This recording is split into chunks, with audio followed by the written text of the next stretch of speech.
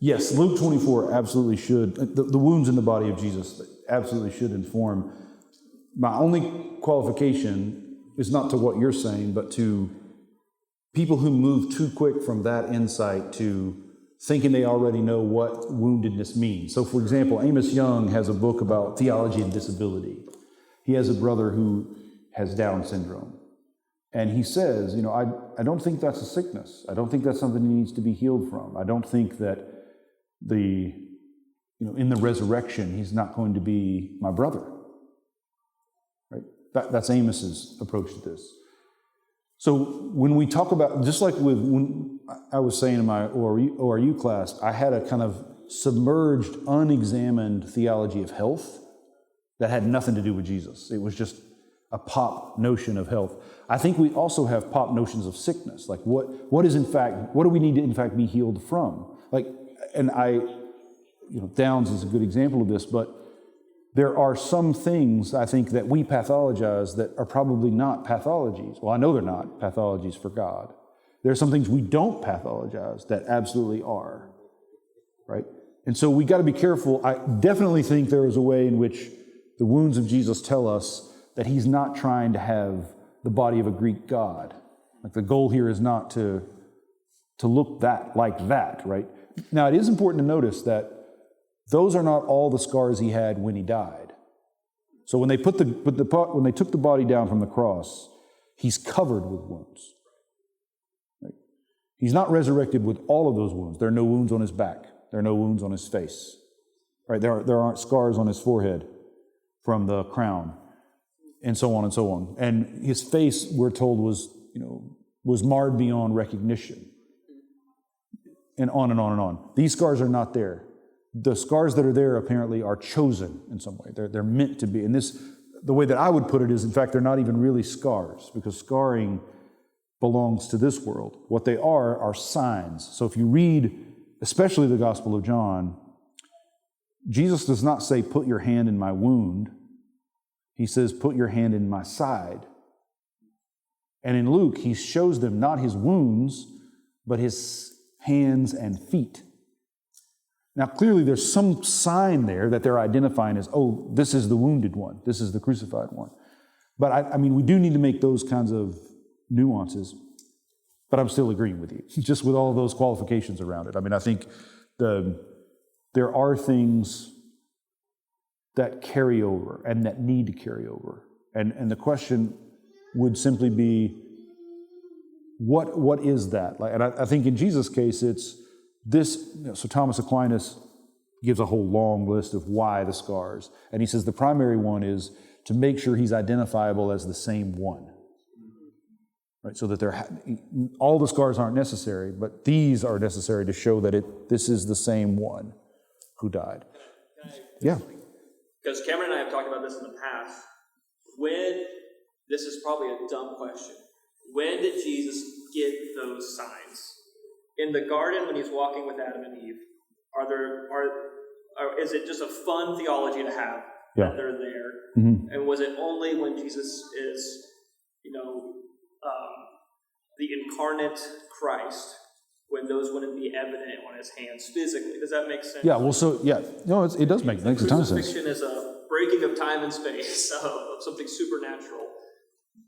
Yeah. So the deep answer here is God does not change. If Jesus is God, there's some sense in which this is an unchanging reality for him. And the way the New Testament talks about it is kind of mind-bending, right? In that, think passages like Jesus saying, "Before Abraham was, I am. Before Abraham was, I am. Abraham rejoiced to see my day." And also in John, he says that when Isaiah saw the Lord high and lifted up, he was seeing Jesus in his glory. Which in John's gospel means he's seen Jesus on the cross. So the high and lifted up is a vision somehow of Jesus crucified. Now, we don't know how all of that works, but we have to say something like that. So I think Robert Jensen, who's a huge influence for me, would say, when God speaks to Adam and Eve, it was a voice Mary would have recognized. When Moses sees the back of God, he's seeing the same back that was whipped. so on down the line. When God writes the Ten Commandments with his finger, it's the finger of the hand that's scarred. That Jesus gives us the Ten Commandments. Jesus walks with Adam. And this is, and Pentecostals preach this too, right? The fourth man in the fire is Jesus, right? So I think that's right. We just, if we're going to think about it well, we're going to have to think about how can that be true. And I think the key is to recognize that what's happening with Jesus is what's conditioning everything else. So like we've not done a good job. I mean, I mentioned this tonight. I think the more important the point is theologically, the less attention we've given it. And we're at our weakest when it comes to what matters most theologically. And that is essentially the doctrine of God and how Jesus is this one who is God and is with God. I mean, even when we're affirming it, we don't know what we're saying. And we don't feel compelled to know what we're saying.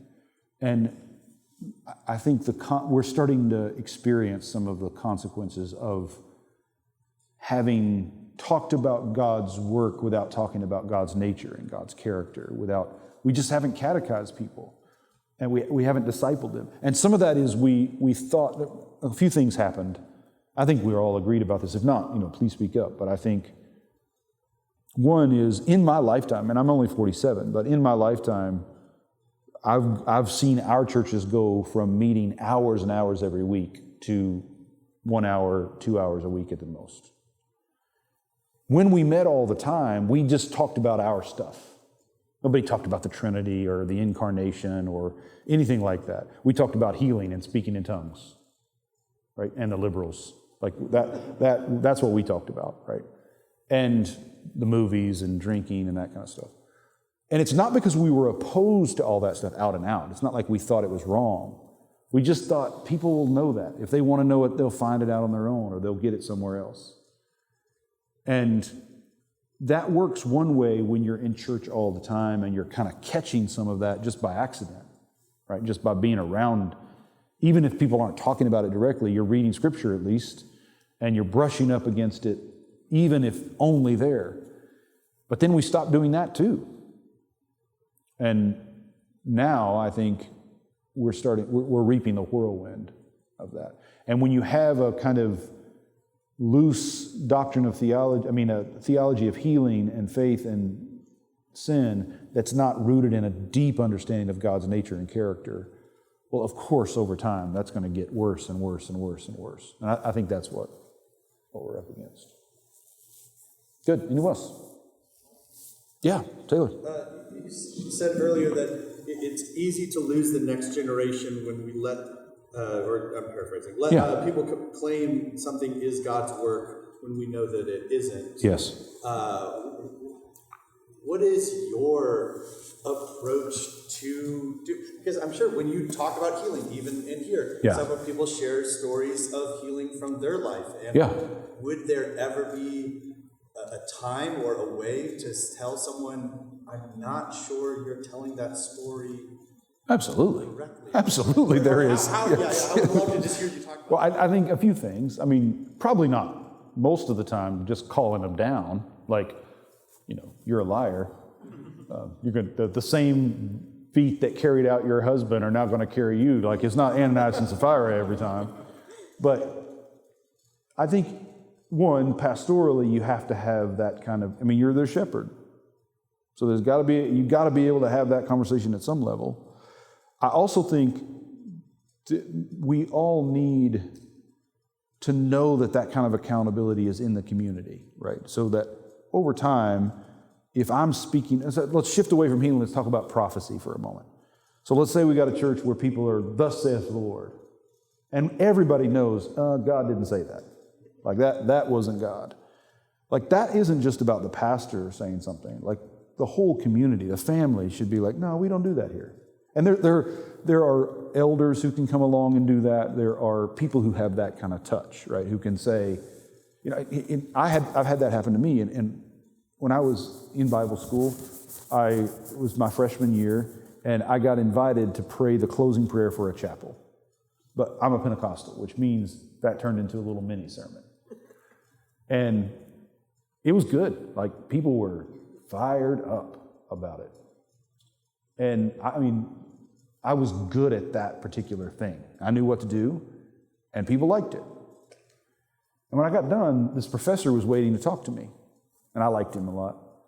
And so I thought, he's going to tell me how good that was. Like, I was not quite that vain, but like, you're kind of expecting a kind word. I'm gearing up for, how am I going to respond gently to this compliment? That's how I'm respond. How am I going to respond humbly to this compliment? That's what I'm preparing for. And he's like, hey, could you come by my office? I want to ask you something. I don't want to do it here. I was like, ooh, okay. So we go to his office. And again, I trusted him. I really liked him.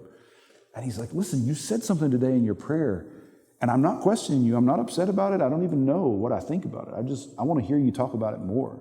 You said, you said, God, we don't deserve to be here, but you've let us be anyway. And he's like, do you mean that? If you do, fine. I just want to know what you mean when you say, God, we don't deserve to be here. Now, what's he doing? Right? He fixed that problem fast, right? But he didn't shame me or expose me. There are people like that in our churches, if we let them. There are people like that who will do that now. So a lot of it is about, I hate this word, but a lot of it is about the culture we establish. Right? Forgive me, Lord, for saying the word culture. But that, it is about setting that tone, right? That we don't do that here. We don't talk like that. And it's not always obvious, but a lot of times it is, and there are ways, either publicly or privately, kind of nudging people in the right direction. And I think it is mostly about touch. It's about, asking the right question at the right time that kind of reorients for people. But I'm not a proponent of bullying or shaming anyone, even if they're out of line. But I do think we got to know they're out of line and find ways to redirect it. And that's with any of this stuff, including, and this gets messy really quickly, but including stuff that they're doing online. Right now, I think that our churches, we should be thinking about social media as part of our parish. Because what people in our churches are doing online is part of what they're doing as a member of our community. And that, again, requires a lot of touch. If you're a pastor or an elder, someone responsible in a community, and you see someone in your community just acting the fool online, how do you respond to that? How we've got to do, part of the reason we're in the mess we're in right now broadly is because our communities were not able to help us when social media became a thing. I think Facebook exposed just how poorly we were discipled and how poorly we were formed, because we had the chance to just say whatever we want to say in the heat of the moment. And that's not a good thing. That's a really, really not a good thing. Good. What else? Yeah. Just a quick connection on the model of faith healing that we've established. That a lot of it reminds me of Freudian psychoanalysis. Mm-hmm. I don't think that's an accident, actually. That there's an explanation for everything. Yep. No matter what happens, we have an explanation for it. Yeah. Well, I would say almost, I kept saying tonight, there's always a little bit of wiggle room. It's just not very much. Yeah. But generally, I think you're right. Yeah. Yeah. Just a general criticism of if it's not falsifiable, then we're not really making guardrails. We're just describing it. Yeah. And that's part of what I mean by if you have honest questions, so again, and I'm not doing it well, and I know I'm not doing it well. There is a way, there's something precious about a community that lets that stuff, that holds it lightly. There's something that's almost right about it. And I don't want to rush to condemn it, but it isn't right. And at the end of the day, it's damaging. So even though I have almost a nostalgia for it, because I can see why people would want that. And hopefully you're feeling what I'm trying to say there, right? There's a way in which... Placing intention in there, because usually those are very well-intentioned people. Oh, absolutely. Yeah, it's part of the beauty of it is in their own naive, childlike manner. yes.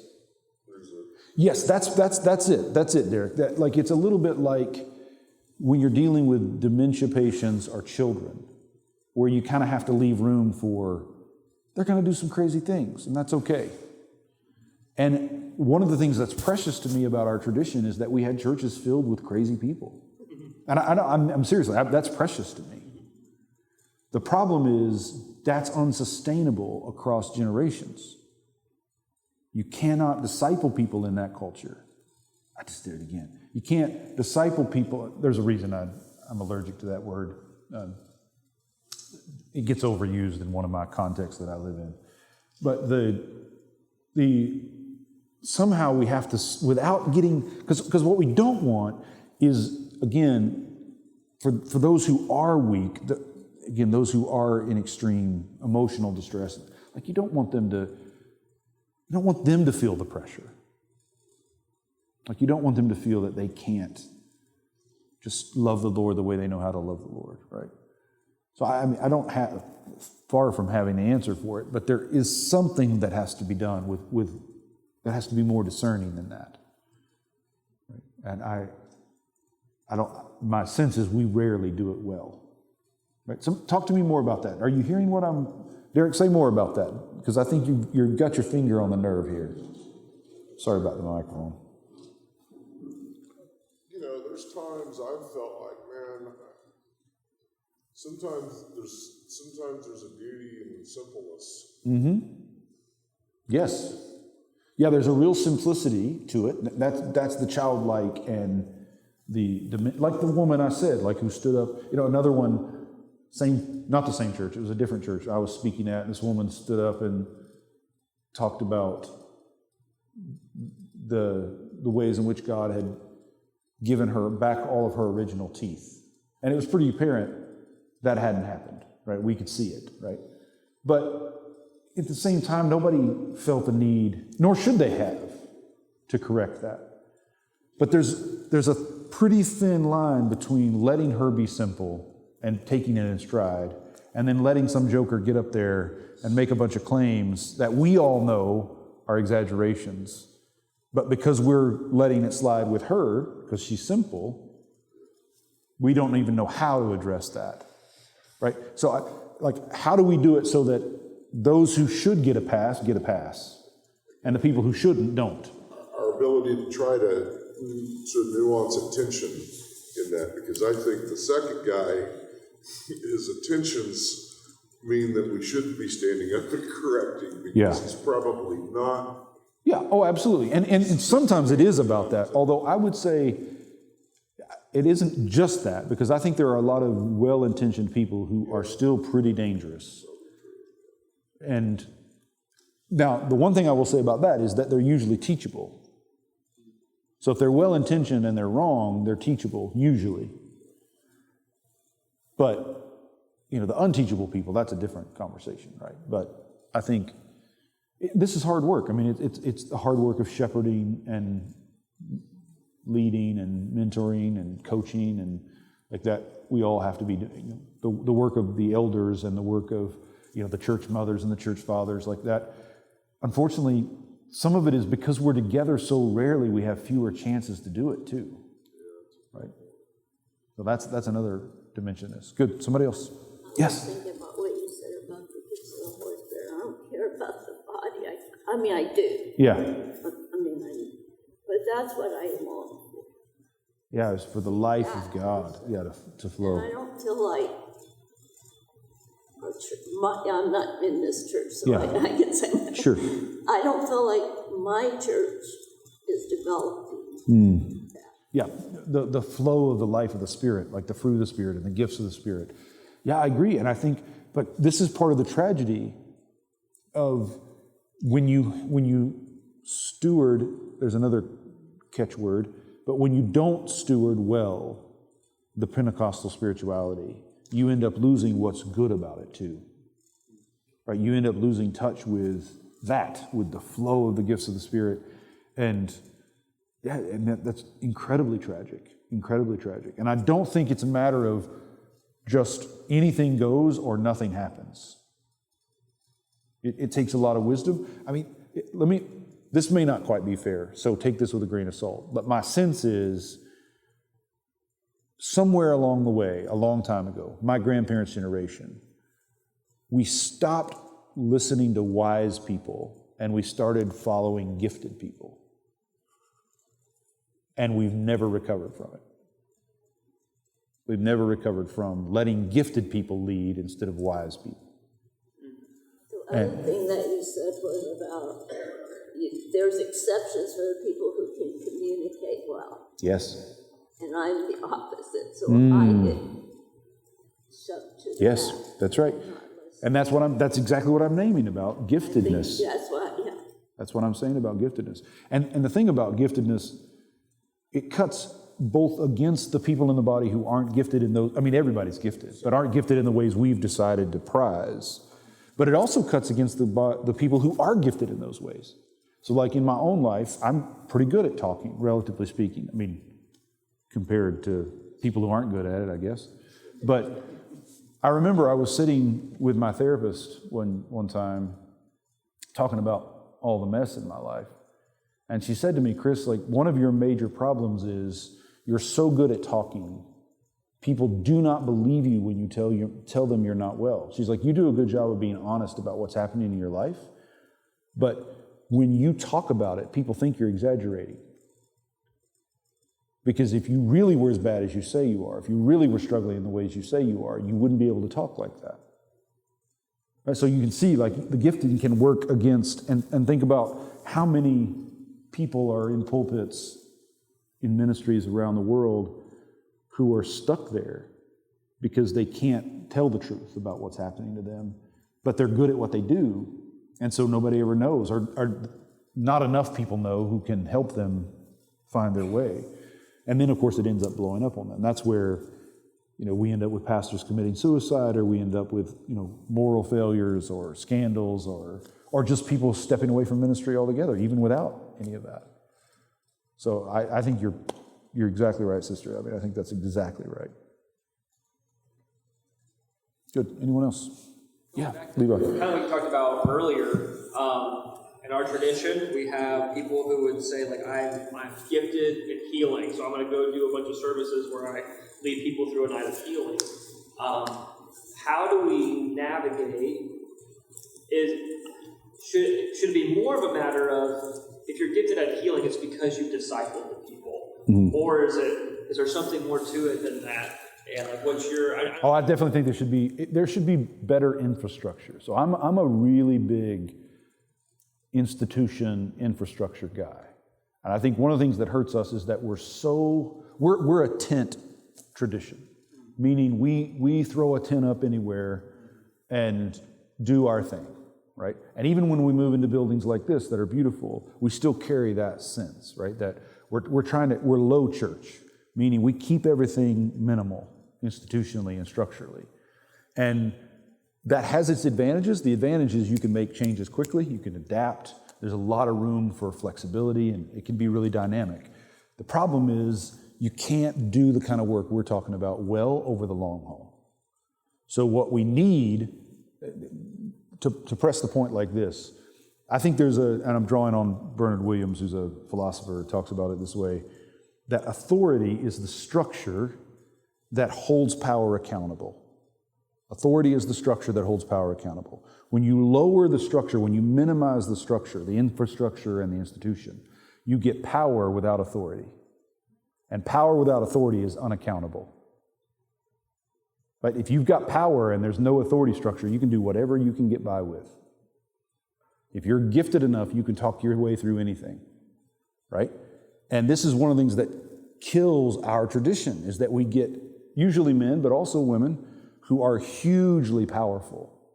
But there's no way to keep them healthy, to keep them focused, and there's no way to transition it. So they're really gifted, but then it gets handed over either to their son or you guys know the stories, right? And there's not institutional strength to pass it on. So I would say if we, and to his credit, Oral Roberts experimented with a lot of this stuff. Like when he built the hospital, His plan was to have like a minister, an ordained minister, teamed with a medical doctor and the nurses, right? You notice he's moving toward, let's institutionalize this. So if you have a gift of healing, go and get ordained. And then team up with professionals, right? And work together. I think that's, again, that creates its own set of problems, but I'd rather deal with those problems than the problems of the power without authority, right? Which is why I'm ordained minister and why I believe in it. I mean, I believe in it. I don't want to do this work without the accountability that gives me and without the accountability it affords other people. So I think we need a much stronger doctrine of the church to do this well. And I'll say this since I'm ranting about that. I think a lot of our churches are not really churches, they're parachurch ministry centers. Because a church has ordained ministry, it does the sacraments, it preaches the gospel, it marries and buries people. Like it has a very particular set of works it has to do. Ministries focus on the things they do well. And a lot of churches have become centers for ministry. So if you've got somebody who's really gifted at teaching, church is they teach and people show up and listen. Or if they've got a great band, church is showing up and people sing the songs they like to sing. Right? There's nothing wrong with that, but that's not church. Like that's just not church. And it's not going to last. It's not going to work well long term. So, I mean, you can do all of those things. Just you need to do it within the context of churchly ministry. So if you're gonna, if you're gonna have a tent, and this is of course is Wesley's vision. I mean, John Wesley was an Anglican priest who's also a revivalist. And when revival is housed in a church, it's one thing. When it breaks free of the church and becomes an end in itself, it's a different thing. And I won't rant about it, but I could rant forever about revivalists, ministers, and I'm thinking of very particular people right now who have international ministries and they don't attend church anywhere. They don't go to church anywhere. They go from one event to another event to another event. Those people are not trustworthy. I don't care what their intentions are. That is not an appropriate way to be carrying out the work of God, right? And again, yeah, I said I'm not going to rant about it, so I'm not. Did I just kill the meeting right there? You're in church, guys. I'm not talking about you. How much is this? Oh, I'm sorry. This is just something I've been hearing is people saying that Christianity is not a religion. I've heard this too. Yeah, that we're spiritual, not religious, or that our relationship with Jesus is not religious. You know, that we have relationship, not religion. And I mean, under the right circumstances, I can kind of hear what they're trying to say. Because I had this conversation with a woman just a couple of days ago. I gave a talk at that conference I just came from. And I read a passage, and something was made in there about religious devotion. And she was raised Catholic, and it triggered her.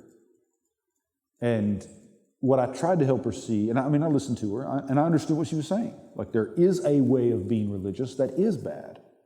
That doesn't mean religion is bad. Right? In fact, the word religion means to bind together, right? Or to bind to. And some of what we do with religion is it makes us show up. Right? And so coming to church on Sunday morning, that is religious, and you need it, and you're not going to come up with a better plan. I just think if it gets, generations are going to say, why do I need the church? Oh, they are. Many people already are. I mean, I think that's exactly right. And frankly, that in part because we aren't being the church, we're doing ministry. So instead of doing what the church, I mean, there's a way in which what the church does should be the same. Whether you're here, or you're in Tennessee, or you're in North Africa with Augustine, like wherever you happen to be, what the church does should be the same. Now, ministries are going to take different shapes depending on who's gifted in that community, what the needs are around. But going to church should look like something that we recognize. And if it doesn't, it should startle us. It should worry us, right? And so some of the reason people are leaving church is because we're not doing church. We're doing other stuff. I don't see it modeled really the way the metaphysical, what really the presentation of Christ, of God and Christ through Yes. the church is incomplete. That's right. And I don't know how, that's right, Derek. And I don't know how, I just was preaching a couple weeks ago about Jesus in the synagogue. And, it hit me. Jesus, the text says, as was his custom. Yes. I love it. Yes. As was his custom. Jesus was religious, guys. Yes. He was religious. And if Jesus needed to go to synagogue, you better believe you and I need to go to church. Right? It isn't rocket science. Like some of this is like we need a really good... Now, we don't want it to just be religious. But dear Lord, I want it to be somewhat religious. I don't know, what would it be without that? Right? Religious is scripture and prayer and communion and church attendance and laying on of hands. And what are we talking about if you don't have that stuff? Right? You're not connected to Jesus anymore. It becomes about you relating to yourself, relating to the things you want to do. And I'm being a little cheeky with it, but I think it can lead to we're not going to do better.